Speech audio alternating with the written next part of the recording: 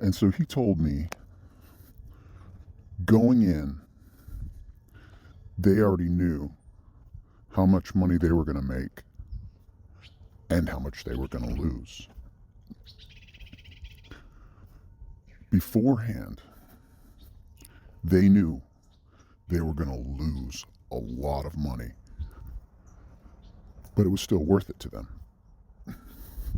And so they did. And they were right. And they lost a lot of money. Good morning, and welcome to my daily walk. That little bit is from a conversation I had yesterday that is obviously on topic, but we'll get to that. Welcome to my daily walk, the daily half-hour podcast where an anonymous Hollywood guy walks and talks about anything and everything except those things he's contractually obligated to conceal. Yeah, that's me. There are things I cannot talk about at all, ever. Well, I shouldn't say ever, but certainly not now. And if you've been listening, you'll know that I'm concealing a lot more than I'm contractually obligated to conceal, and that is for a reason as well. Who wants to know the end of the story before they get sucked into the story? Well, some people like spoilers. I don't know how many. I think it's rare, but to be told everything up front it's not as exciting in a story. Oh, by the way, he dies in the end, or he wins in the end, or this is how. No. So the reason I'm slow rolling this is because Revelation is interesting to people. People like following along and learning interesting details in sequence, in order. Because that's our daily life, that's our experience. We experience our lives in order. It unfolds. There's suspense. We don't know what's coming. We don't know what's going to happen. We don't know if our greatest dreams will be fulfilled or if our greatest fears will be fulfilled. And that's life, right? That's our daily walk, all of us. And so, though there are certain things I am contractually obligated to conceal, there's a whole number of things that I can tell you openly and freely without violating any agreements, but I'm not going to yet. I guess day by day they unfold and there's revelation, and so today's episode is focused on, and I teased it a little bit yesterday, producing. What is a producer in Hollywood? Last Thursday, I talked about production assisting, being a production assistant, and how there is a relationship, there is a direct correlation between production assistant and producer. I think I said something like, essentially a production assistant does whatever they're told, and a producer is the one doing the telling. And that's boiled down. And so if you're a good production assistant, maybe one day you'll be a really good producer, and that happens. I don't know how many successful producers today will trace back to being production assistant, but everybody came from somewhere. Every job starts somewhere. Every career starts somewhere. Let me tease a little, or let me not tease, but review a little bit of yesterday. Bloodlust. It's a heavy, the heaviest of heavy subjects, but one that is always present, always around us. It's something we don't dwell on probably as much as we should, for good reason. Who wants to think about having enemies? Who wants to think about being targeted? Who wants to think about an irrational compulsion to brutally murder? Who wants to think about that other than those who are thinking in that way? Well, to not think about it could be detrimental. And, we, in civilized cultures, we have this trust that there are those around us that are focused on keeping the bad guys at bay. But there's a lot of bad guys. And here's a tangent. Genius is not inherently good or bad. Genius itself is not by itself I'm avoiding all this noise. People talking, dogs walking, trucks backing up. Good grief. That was supposed to be the quiet part of my walk. All right, genius is not an inherent good or an intrinsic good, it's not intrinsically valuable to have genius. Because genius, there are such thing as an evil genius. People who use that gift or that ability in nefarious ways. Why did I go on that tangent? Oh, well, there's baddies all around us, and the good guys that we assume are protecting us are doing their jobs, but it's not. If we give that responsibility or leave that responsibility to others, we may be blindsided, because we need to be part of the solution as well. We need to make sure we are thinking correctly and acting appropriately at all turns. Maybe there's a topic there, but let's get to today's topic.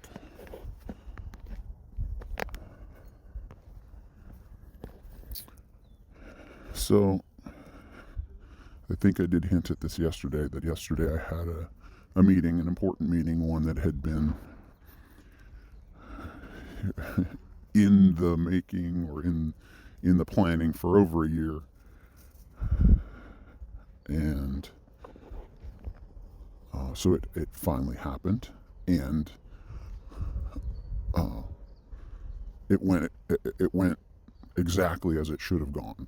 I'm grateful that I went in with the right frame of mind, and this person, he was exactly as I hoped he would be. He's just a genuine, sincere guy, a good guy. You can just tell. It's fairly easy to tell when people have ulterior motives or aren't being forthright or are preoccupied and just want to let's move along, get this over with. None of that was present. This is a guy who, well, the good part is I came with a recommendation. There's a very highly respected producer, a historic producer. This would be a name drop if I drop this guy's name, but a person in my sphere of influence, someone who's ready, willing, and able to help me on this project number one, when the time comes, if and when the time comes. And so that producer knows the guy I met yesterday, and had, without my prompting, he had spoken to this guy yesterday about me and about the project I'm working on. So that, when I found that out, actually I found that at Sundance. So I went to Sundance this past year, ran into this other producer that I'm talking about. We chatted a little bit, and he goes, "Oh, I mentioned your project to so-and-so." I'm like, "Oh, really? That's nice." That was from one producer to another. That's like, more than I could have hoped for. And so the guy I met with yesterday had been was aware of me, aware of the project. I don't know how much detail that they had exchanged, but so it wasn't a cold meeting. It wasn't like he had no idea who I was, and I had to tell him from square one everything that I'm working on. But the idea was that this was in my mind going into this meeting, because I had already spoken to this person on the phone a year prior. I believe I mentioned that yesterday. A year prior at our previously calendared meeting, but I ended up being out of the country at the time. But yesterday's meeting I went into as really with the frame of mind that I believe this person is going to be in my life for quite some time, because I believe this person, once my project gets to a certain point, will have a sincere interest without me having to prod or beg or, come crawling. I believe my project will get to a point where this person will also take interest of his own accord. And so with that in mind, I went into this meeting yesterday thinking, well, I'm interested in making friends. And so this is a person that I would, there's a likelihood that this person will be a friend of mine for the rest of my life. I mean, that would be the goal. I went in with that as the goal, and if that is the eventual reality, then this is a first face-to-face with a friend, a lifelong friend. That's the only way I can describe my frame of mind going in. I've got plenty to talk about my project. I knew the details I needed to, fill him in on, but as far as the tone and the mood, I just wanted to chat with a new friend. And that's exactly how it went, and it was reciprocated. He was just a genuine good guy, and he's one of the good ones. And he even used that terminology about some of the people that I'm associated with in my project. In particular, the mutual friend that we have, the legendary producer guy that I'm talking. Okay, so I'm talking about specific producers. I'm putting myself in that category. I am producing project number one that I'm working on right now. This guy I met with yesterday has produced 2 films. One that lost money, but they knew going in how much it would lose, how much it would make, and how much it would lose. And then the other film they produced was nominated for an Emmy. That one was a documentary. The other one was a scripted feature. So that's a producer. And then the mutual friend of ours has been a producer and an executive producer for decades on movies that you have seen. Anyone listening to this has seen the movies of that other producer. And so, producer, what is a producer? Well, in my experience in working in post-production for quite some time, you deal with producers a lot. And one thing became very apparent to me early on, working my way up, is every producer obviously is different, but there's a lot of producers that don't know anything. They just don't know anything. They don't know anything about the process. They don't know anything about Hollywood. They don't know anything about all the different details, all the different personnel and job descriptions that go into producing entertainment product. But they're there, and they're your boss, and they're tasked with telling you what to do. And that can be maddening if you know more than they do, and they tell you to do something that you know is just a waste of time or spinning your wheels or counterproductive or the exact opposite of what you should do. So you're presented with opportunities to teach the producer, and I'm not saying this is the vast majority, I'm saying you will encounter this. There are people that, there's an expression called failing upward, which probably happens in just about any industry. Sometimes it's related to nepotism. It's a person who's connected to somebody higher up that has been given a job, and even if they fail miserably, they're still going to advance and they'll get into higher positions of authority. And it's very, very common in Hollywood, and it's just a fact of life. How do we arrive where we are? Sometimes it's luck, if you believe in such a thing, and sometimes it's merit-based. The race is not to the swift, the battle is not to the strong. Those are themes that just seems unfair in life. Why is so-and-so? It's just very common. And so in Hollywood, it's everywhere like that. Oh, that person wasn't the right actor for that job. So-and-so would have been so much better, but some strings were pulled, or, things happen. They don't always happen the way we think they should happen. But producers, it's this vast generic category. And even those producers that I say don't know a thing, I'm not saying they don't know a thing. They'll have their area of expertise. There are so many different jobs required in making a film, for example.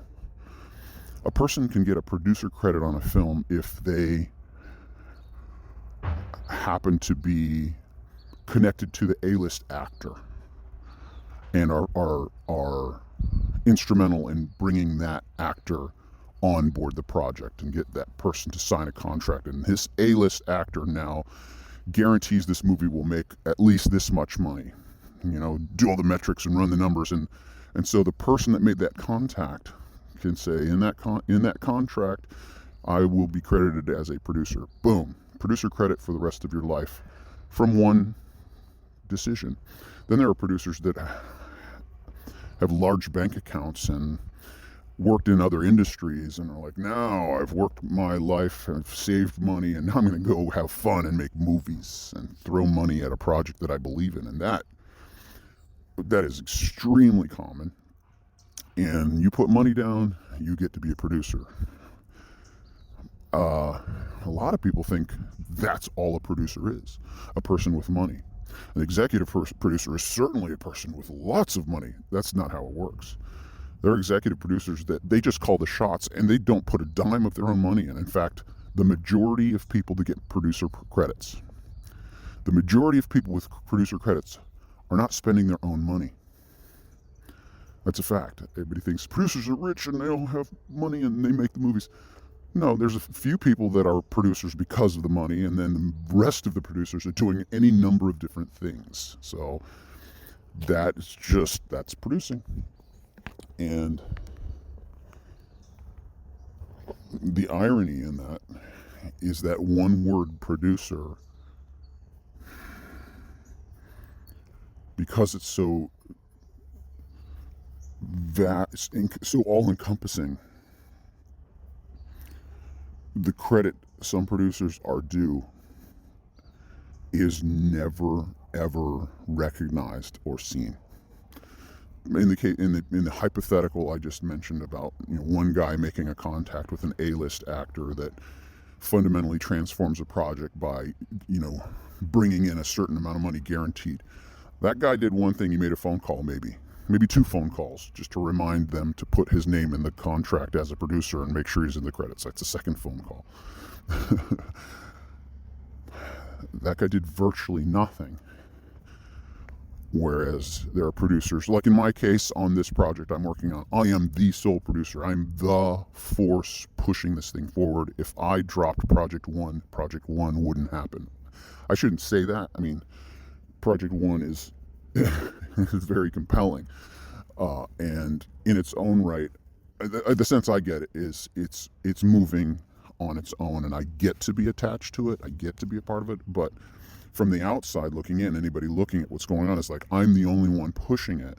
I'm surrounded by support, but I'm out front. I'm the point man out front, leading the charge, which means I'm doing everything and recruiting others, for assistance, in areas where I can't, whether due to lack of personal experience in different areas or lack of just time, time and etc. So that word producer does not tell you anything about what this person did on this project. You just say, oh, I produced this. Well, one person's going to throw that term around knowing how little they were involved, but in the right scenario, it's a status symbol. Oh yeah, I produced this. And another person will say, oh yeah, I produced that. And they'll be downplaying what they did. Really, if pressed, I'm like, yeah, oh, you worked on that? Yeah, I was a producer on that. And they'll downplay because they did everything, or, so I don't know if this is helpful to anyone. Like, who cares? Who cares what producers do? I'm just basing this on, the life I'm living, the world I am in is interesting to some people, interesting to a lot of people. I mean, there's a lot of people that like entertainment, and there's a lot of people that want to be in the world of entertainment, and that was me, and it still is me. I was on the outside, but just thinking, wow, it would be fun to tell stories. It'd be fun to be involved in that and do something. And for me, it was has always been certain types of stories that were not just to entertain people, but to somehow reveal justice prevails. Justice should prevail. That there is such a thing as justice, and if it doesn't prevail, it's injustice. Just communicating fundamental truths. And so, lived my life. Got pushed around by circumstances, was smacked awake one day and said, oh, if you're going to do that, you better start now. And I did. And I got my foot in the door and never, ever thought of myself as a producer. Ever. That word never even crossed my mind. Screenwriter was the first thing that I was kind of self-identifying. I'm like, I'm going to teach myself how to write screenplay format. Right. And you get sucked into that world. You learn format. You hang around writers, or you get into online forums and share writing and get notes, and it's a whole mindset. The writer. It simultaneously was teaching myself the technical side of editing, cutting. I way back learned about a software called Final Cut Pro that was just coming out. And I was like, what? You can have professional level editing software on your home computer? So I jumped in immediately and started teaching myself. And my first movie was a home movie of my first child's first 7 months of life. And so I was teaching myself those two skills. Oh, editor, screenwriter. And then a door opened and I got my foot in the door in casting. So I was a casting associate or a field recruiter. So there's all these jobs in Hollywood. And then casting led to a job in post-production because they saw something I edited in. So as assistant editor, and then like low-level kind of junior editor, and then union editor, and it's like that's about as far as you can go as an editor unless you win an Oscar and can charge $15,000 a week. There's very few and far between that are making that rate. Anyway. So producer itself is not something I ever aspired to. And I've asked people, oh, what do you want to do in this business? And they say, well, I want to be a producer. And I'm like, oh. And I remember asking, or hearing that from someone early on. I'm like, be a producer, be a producer. Just didn't really even think about it. And lo and behold, here I am. I won an award for producing. It's like, whoa, okay, I guess I am a producer. I had to be. It wasn't until I read that word on the trophy, literally, I'm not kidding. It wasn't until I read the word associated with my name on that trophy when it arrived. Oh, I will, like, that's permanent now. That's like a permanent record. That is in the books. I am an award-winning producer. Whoa. And it just still doesn't feel real. Well, it's real. It's the deserving thing. It's like, do you ever feel like you deserve? I've never been in that mind frame where I felt I deserved anything. And so it's humbling is the only way to describe it when that struck me. Okay. And now, and this was pointed out to me by my mentor, another guy who's been successful in this town as a producer and a writer for decades. Yeah, he pointed out to me in one of our meetings, like, you are the producer. Like, yeah, you can write it. I've read your writing, and you can definitely write this thing. And because of your experience in post-production, you can actually be the director as well. Maybe we'll get into that as a topic. But he said, the one thing you are and will always be on this project, and is most important, is you are the producer. You're the one that's going to push it. You're the one with the passion and the vision, and you're the one making it happen. And that was actually told to me by another very, very influential producer that I can't believe is in my life. That guy said, you're making it happen. He's like, dude, and this guy's a close friend of mine, and he's an executive producer. Like, his name is on big movies as EP, executive producer. And he goes, dude, you're making it happen. And when he said that to me, I fought it.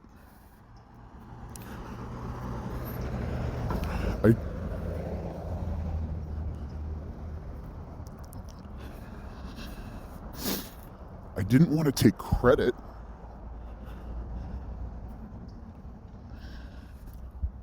That was my instinct. My reaction was, well, I feel like it's happening and I have the privilege of being involved with it.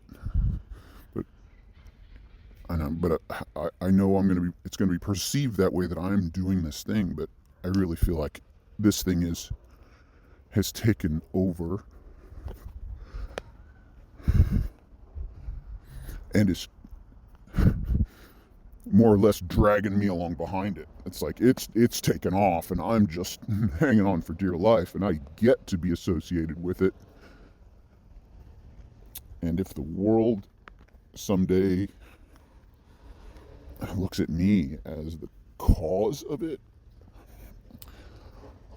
I will deny it to my dying day. I did not make this thing happen.